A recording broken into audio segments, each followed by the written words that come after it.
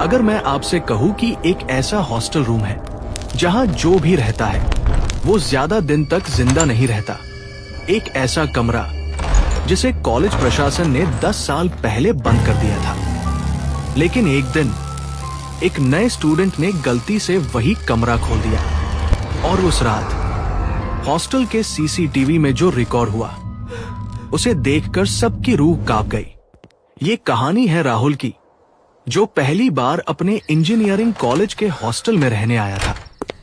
राहुल बहुत एक्साइटेड था, नई जगह, नए दोस्त, नई लाइफ, लेकिन उसे बिल्कुल भी अंदाजा नहीं था कि जिस हॉस्टल में वो रहने आया है वहां एक ऐसा कमरा है जिसका दरवाजा सालों से बंद है।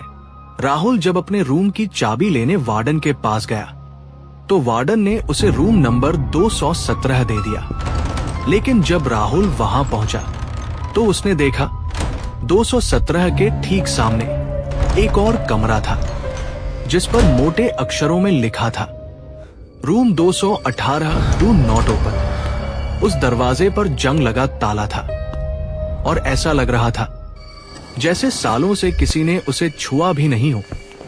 पहली रात राहुल अपने कमरे में सो रहा था, लेकिन ठीक रात के 3 बजे उसे ऐसा लगा जैसे सामने वाले कमरे से कोई धीरे धीरे दरवाजा खटखटा रहा हो। टक टक टक। राहुल की नींद अचानक खुल गई। उसने सोचा शायद कोई मजाक कर रहा है, लेकिन जब उसने दरवाजा खोला तो बाहर पूरा कॉरिडोर खाली था। अगले दिन राहुल ने अपने दोस्त अमित से इस बारे में पूछा, लेकिन अमित का चेहरा अचानक डर से पीला पड़ गया।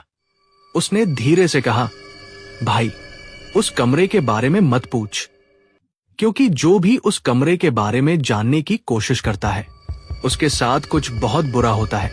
राहुल को अब और ज्यादा जिज्ञासा होने लगी।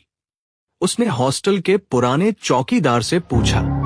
चौकीदार ने पहले तो कुछ नहीं बताया, लेकिन जब राहुल ने जिद की तो उसने कांपती हुई आवाज में कहा, बेटा उस कमरे में 10 साल पहले एक स्टूडेंट ने आत्महत्या नहीं की थी, बल्कि उसे किसी ने मार दिया था।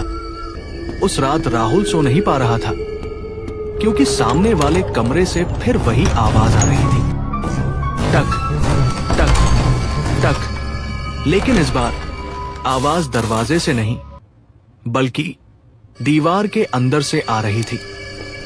यहीं से कहानी और खतरनाक होने वाली है। अगले पार्ट में होगा कमरे का ताला अपने आप खुलना में दिखाई देने वाली परछाई और एक खतरनाक ट्विस्ट।